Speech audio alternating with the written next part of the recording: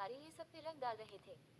जब परी की नजर अभय के हाथ में पकड़े पिचकारी पे गई तो वो खुशी से झूमते हुए अभय के पास पहुंच गई और बिना कुछ पूछे उनके हाथ से पिचकारी ले लेती है। अभय परी के इस हरकत से चौंक जाते हैं और आंखों को बड़ा बड़ा किए परी को हैरानी से देखने लगते हैं। परी जब अभय की नजर खुद पे महसूस करती है तो अपने दांत दिखाते हुए बोली, भाई हमें ये वाली पिचकारी का कलर बहुत पसंद है, आप दूसरी ले लीजिए ना। अभय जब परी की बात सुनता है तो हंसते हुए दूसरी पिचकारी ले लेते हैं।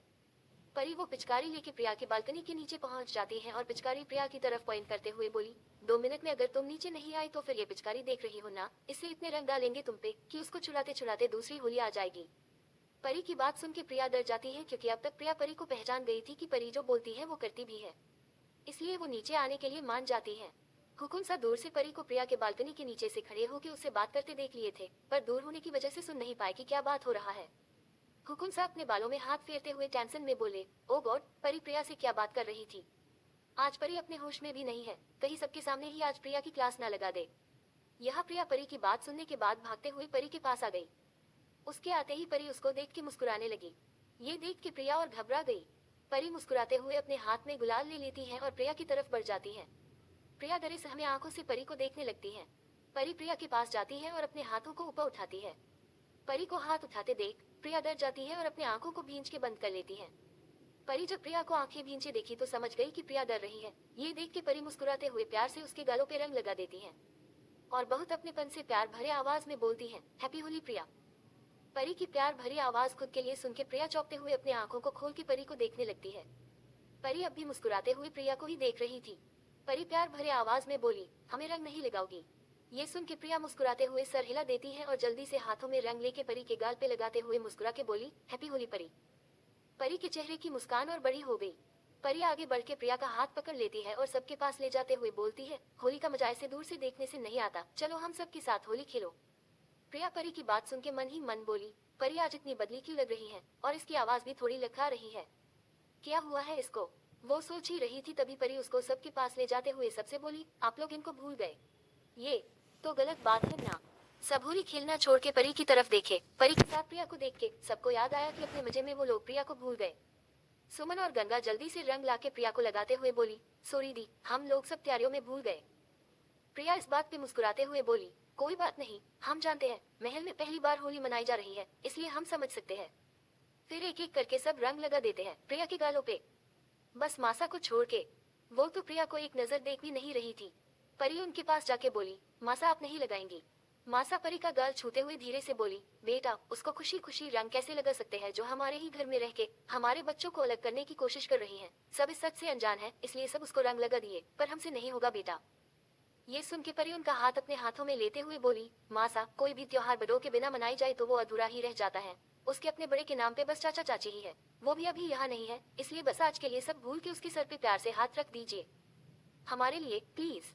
मासा जब परी की बात सुनी तो कुछ पल सोचने लगी, फिर अन्य मन से बोली, ठीक है बेटा, पर बस आपके लिए। मासा प्रिया की तरफ देखती है, वो हंस के सबके साथ होली खेल रही थी। फिर मासा आगे बढ़ के हाथों में रंग लेके प्रिया के पास जाके उसके गालों पे रंग लगा देती है और बिना कुछ बोले उसके सर पे हाथ रख के वहां से चली जाती है। प्रिया ये देख के मुस्कुराने लगती है और सबकी तरफ देखते हुए मन ही मन खुद से बोलती है, आज हमारे पास भी हमारे अपने हैं जिनके साथ हम त्योहार मना सकते हैं। ये सोचते हुए प्रिया की आंखों से आंसू आ जाता है। परी की नजरें बस प्रिया पे थी, वो उसके आंसू देख चुकी थी। परी प्रिया को देखते हुए मन ही मन खुद से बोली, प्लीज प्रिया अब तो समझो सबके प्यार को, तुम जिस लड़की की जिंदगी का मजाक पूरे दुनिया में बनाना चाहते हो वो लड़की तुम पे कितना विश्वास करती है। जिस दिन उसको तुम्हारी सच्चाई पता चलेगी तो टूट जाएगी वो, और शायद फिर कभी भी किसी अजनबी के ऊपर विश्वास नहीं कर पाएगी। सोचते हुए परी दुखी हो जाती है। हुकुम सा सबके साथ खड़े बातें कर रहे थे पर उनका ध्यान परी पे ही था। हुकुम सा परी के चेहरे के हाव भाव से समझ गए थे कि परी उदास है। वो बिना कुछ बोले परी की तरफ बढ़ जाते हैं। परी अब भी प्रिया को ही देख रही थी। हुकुम सा परी के पास आके प्यार से बोले, क्या हुआ आपको। हुकुम सा का आवाज सुन के परी जल्दी से उनकी तरफ देखती है। हुकुम सा के कपड़े पे रंग लगा था पर उनका चेहरा बिल्कुल साफ था। हुकुम सा के डर से कोई उनको रंग लगाने आया ही नहीं। कपड़े पे भी रंग परी को संभालने की वजह से ही लगा था। परी ये देख के मुस्कुराते हुए हुकुम सा के कंधे पे हाथ रख के अपने पंजों पे खड़ी हो जाती है और हुकुम सा के गाल से अपना गाल लगाते हुए अपने चेहरे का रंग उनको लगा देती है और बहुत प्यार से बोलती है, हैप्पी होली हुकुम सा। हुकुम सा सुने तो मुस्कुराते हुए परी को भी विश कर दिए। फिर परी का सर से हिलाते हुए बोले, आपको हुआ क्या है अचानक से, अभी थोड़ी देर पहले तक तो आप बिल्कुल ठीक थी, फिर अब क्या हुआ आपको। फिर हल्के गुस्से में बोले, कहीं प्रिया आपको कुछ गलत तो नहीं बोल दी।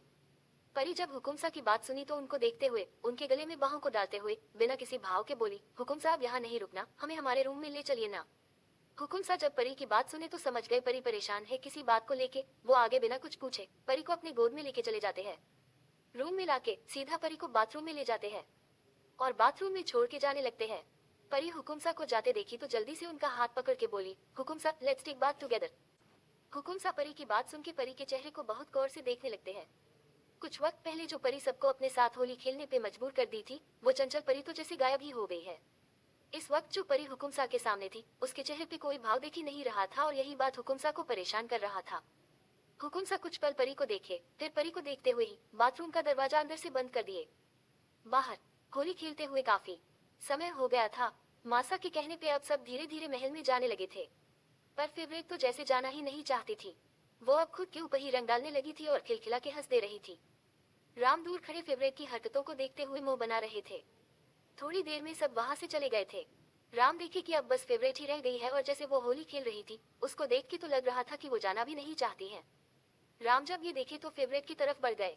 फेवरेट तो अपने में मस्त खुद को रंग लगा के जोर जोर से हंस रही थी। राम जब फेवरेट की हरकतों को देखे तो मुंह बनाते हुए धीरे से बोले, लगता है जब इनका जन्म हुआ था तब झूले पे से नीचे गिर गई होंगी ये और चोट सीधे इनके दिमाग पे लगा होगा, तभी तो उसका असर आज भी दिखता है। फेवरेट अपने राम जी की बात सुनी ही नहीं, वो अभी भी रंग से खेल रही थी। राम फेवरेट के पीछे जाके खड़े हो गए और बोले, सुनिए। फेवरेट के कान में जब राम की आवाज गई तो वो पीछे पलट के राम को देख के मुस्कुराने लगी और बेहद प्यार से बोली, राम जी। राम जब फेवरेट के मुंह से राम जी सुने तो उनके दिल की धड़कन तेज हो गई। वो ये भी भूल गई कि वो क्या बोलने वाले थे और बस एकटक नजरों से फेवरेट को देखने लगे। फेवरेट कुछ पल राम को देखी और फिर अपने हाथ में लिए गुलाल को राम के गालों पे लगाते हुए प्यार से बोली, होली मुबारक हो राम जी। राम जब फेवरेट के हाथों को अपने गालों पे महसूस किए तो उनकी आंखें खुद ब खुद बंद हो गई। कुछ पल बाद फेवरेट के आवाज से जैसे होश में आए हो। फेवरेट राम को देखते हुए मासूमियत से बोली, हमें भी रंग लगाए ना जैसे हुक्मरानी सा हुकुमसा को लगाई थी। राम ये सुने तो चौंक गए और सोच में पड़ गए, क्योंकि वो परी को रंग लगाते नहीं देखे थे। वो असमंज में फेवरेट से पूछे, कैसे? हमें नहीं पता। ये सुन के फेवरेट मुंह बनाते हुए बोली, ये भी हम ही करे क्या? कह के आगे आ गई और राम के गले में बाहों को डाले अपने पंजों पे खड़ी होकर राम के गाल से अपना गाल लगाते हुए रंग लगा लेती है। राम तो फेवरेट की हरकतों से जैसे जम से गए थे। उनका दिल इतने तेजी से धड़कने लगा जैसे अभी सीने से निकल के बाहर ही आ जाएगा। यहाँ रंग लगाने के बाद फेवरेट राम के सीने पे अपना सर रख देती है। फिर कुछ पल बाद बच्चों की तरह खुश होते हुए बोली, आपको पता है राम जी, हुक्मरानी सा हमें बोली कि वो हमारी शादी आपसे करवा देंगी। ये सुन के तो राम की हालत खराब हो गई। वो लड़खड़ाती आवाज में बोले, हुक्मरानी सा को क्या बताई है आप? ये सुन के फेवरेट राम के सीने पे सर रखे हुए ही अपने दोनों हाथों से उनकी कमर को पकड़ते हुए खुशी से बोली, यही कि हम आपसे बहुत प्यार करते हैं और आपसे शादी करना चाहते हैं। ये सुन के तो जैसे राम पे बिजलियां गिर पड़ी। वो अपनी फटी आंखों से फेवरेट को देखने लगे जिसका चेहरा बालों से छुपा हुआ था। तभी उनको अपने ऊपर वजन महसूस हुआ। वो झुक के फेवरेट के बाल को उसके चेहरे से हटाते हुए देखे तो पता चला कि फेवरेट सो गई है। फेवरेट को सोते देख के राम मुस्कुरा देते हैं और फेवरेट को अच्छे से पकड़ के महल की ओर बढ़ जाते हैं। महल के पिछले रास्ते से सबसे छुपते हुए फेवरेट को लेके उसके कमरे में पहुंच जाते हैं और फेवरेट को संभाल के बेड पे लिटा देते हैं और अच्छे से उसको ब्लैंकेट ओढ़ा के वही फेवरेट के बेड के पास नीचे बैठ जाते हैं और फेवरेट को देखने लगते हैं। फेवरेट को देखते हुए उनकी आंखों से आंसू की कुछ बूंदे लुढ़क के गालों पे आ जाते हैं। राम एक गहरी सांस लेते हुए खुद को शांत करने की कोशिश करने लगते हैं। फिर फेवरेट की तरफ देखते हुए अपना हाथ बढ़ा के उसका सर प्यार से सहलाते हुए बोले, हम भी आपसे बहुत प्यार करते हैं रजनी, इसलिए कभी नहीं चाहेंगे कि हमारी वजह से आपकी जिंदगी खराब हो। आपको पता है हम तो एक अनाथ थे, हमें नाम और जिंदगी तो हुकुमसा ने दिया है, वरना हमारे माँ बाप ने तो हमें मरने के लिए छोड़ दिया था सड़क पे। जो हुकुमसा दुनिया वालों की नजरों में एक क्रूर हुकुमसा है, उसी ने हमें एक नया जीवन दिया है। हमारे लिए वो हमारे भगवान हैं। उन्होंने हमें पाया लिखाया और इस काबिल बनाया कि आज हमारी भी अपनी एक पहचान है। फिर थोड़ा रुक के हल्के गुस्से में बोले, हुकुमसा कई दुश्मनों से घिरे हैं रजनी, इसलिए हम हमेशा उनके साथ उनका साया बन के चलते हैं, क्योंकि हमारे रहते हम कभी भी अपने भगवान को कुछ नहीं होने दे सकते। जब कभी भी किसी से हुकुमसा को मारने की साजिश रची है, हम उनके इरादों को पूरा होने से पहले ही उन लोग को मौत के घाट उतार चुके हैं। इसी वजह से अब हमारे भी कई दुश्मन बन गए हैं। हमारी जिंदगी का अब कोई ठीक नहीं है। हमें तो ये भी नहीं पता कि कल का सूरज हम देख भी पाएंगे या नहीं। अगर कभी हुकुमसा की जान बचाने के लिए हमें अपनी जान भी देनी पड़ी तो हम हंसते हुए मौत को गले लगा लेंगे। ऐसे में सब जानते हुए भी हम आपकी जिंदगी कैसे खराब कर दे। हम नहीं चाहते कि अगर कल को हमें कुछ हो तो आप हमें याद करके रोए। आप एक अच्छा जीवन साथी डिजर्व करती हैं, जो प्यार के साथ अपना समय भी आपको दे सके, और हम ऐसा कभी नहीं कर पाएंगे। हमें माफ कर दीजिएगा रजनी, हम कभी आपका प्यार स्वीकार नहीं कर सकते। अभी आपको तकलीफ होगा पर आगे चल के आप सब समझ जाएंगी। कह के राम अपने आंसुओं को पोंछते हुए अपने तेज कदमों से फेवरेट के कमरे से निकल जाते हैं। दूसरी तरह परी के रोकने से हुकुमसा परी की बात मान लिए। अब दोनों बिना कपड़ों के शावर के नीचे खड़े थे। परी तो हुकुमसा को एक नजर देख भी नहीं रही थी और ये शर्म की वजह से नहीं था, बल्कि किसी बात पे वो अपने हुकुमसा से नाराज थी। हुकुमसा परी को ऐसे खुद को इग्नोर करते देखे तो उनको अंदर ही अंदर एक डर लगने लगा। वो परी को देखते हुए उसके शरीर पे लगी रंग को साफ कर रहे थे। हुकुमसा के हाथों का स्पर्श अपने शरीर पे महसूस करके परी पिघलने लगी थी, पर अपने हाथों की मुट्ठी भींचे वो खुद को रोकने की हर मुमकिन कोशिश कर रही थी। हुकुमसा का नजर परी पे था और परी उनसे अपनी नजरें फेर ले रही थी। हुकुमसा परी से उसकी नाराजगी की वजह जानना चाहते थे, पर परी तो जैसे उनसे बात भी नहीं करना चाहती थी। अभी कुछ पल बाद दोनों नहा लिए। हुकुमसा खुद के और परी के शरीर को टॉवल से पोंछ के खुद बाथरोब पहन लिए और परी को भी पहना दिए। इतना सब के बाद भी परी कुछ नहीं बोलती है। परी अब नहाने के बाद पहले से काफी बेहतर फील कर रही है और थोड़े होश में भी आ गई थी। हुकुमसा से अब परी की चुप्पी बर्दाश्त नहीं हो रही थी। वो बिना परी से कुछ बोले बाथरूम का डोर खोल के जाने लगे।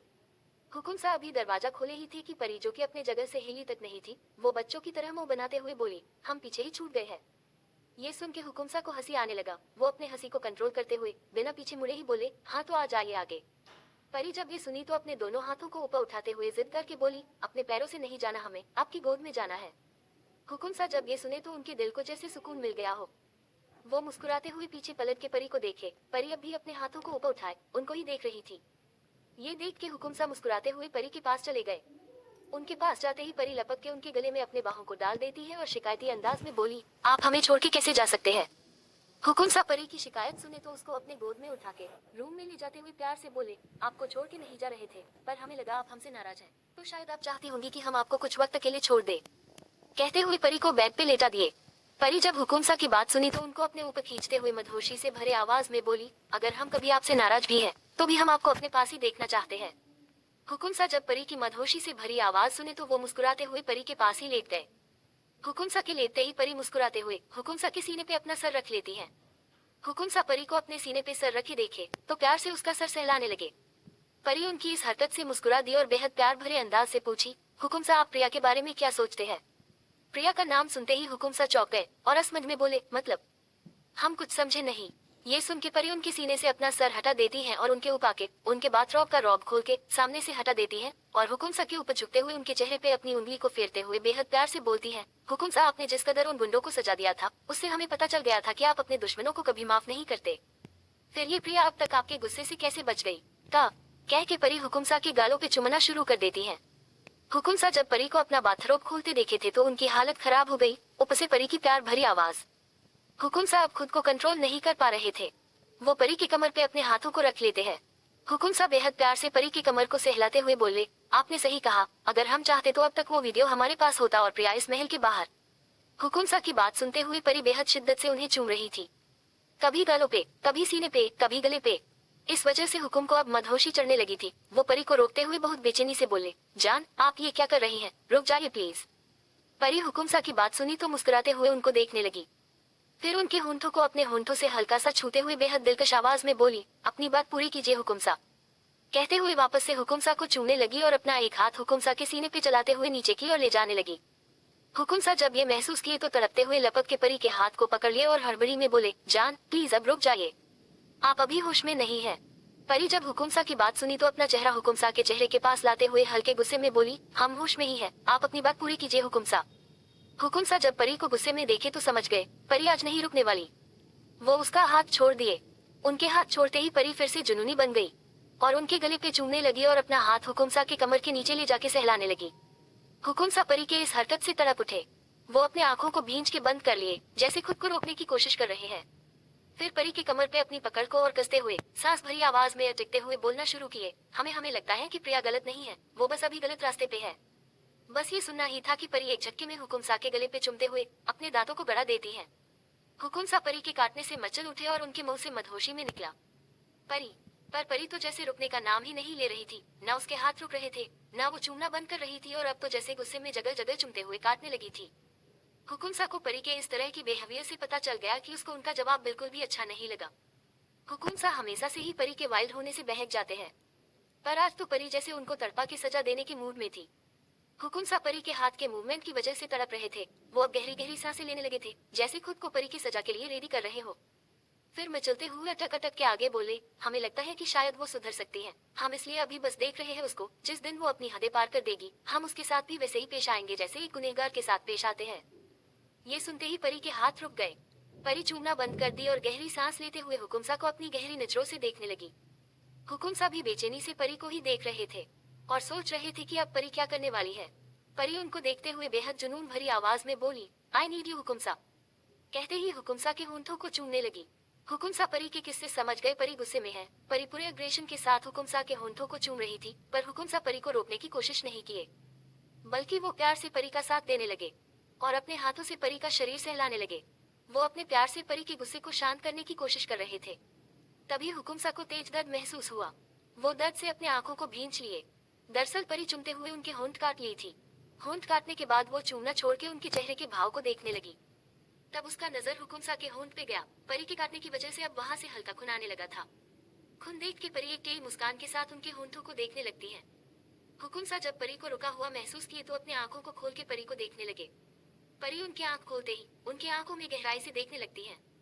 उन आंखों में खुद के लिए बेहद प्यार और केयर देख सकती थी वो। पर अभी वो अपने हुकुमसा के जवाब से नाराज थी। परी हुकुमसा के ऊपर से उठ के हुकुमसा को देखते हुए अपने बाथरोब को खोलने लगती है। हुकुमसा की नजरें बस परी पे टिकी थी। परी अपने बाथरोब को खोल के नीचे फेंक देती है। हुकुमसा परी को वैसे देखे तो मुस्कुरा दिए और मन ही मन खुद से बोले, आज आपको आपकी शेरनी से कोई नहीं बचा सकता हुकुमसा। रेडी हो जाओ उनका शिकार बनने के लिए। परी अपने हुकुमसा को मुस्कुराते देखी तो झुक के उनके कान में हल्के गुस्से से बोली, हुकुमसा हमें आपका जवाब जरा भी पसंद नहीं आया, इसलिए आप खुद को तैयार कर लीजिए सजा के लिए। कहते हुए उनके कान अपने दांतों से काट लेती है। हुकुमसा परी के बातों को सुन के और उसकी हरकतों को देख के मुस्कुरा दिए।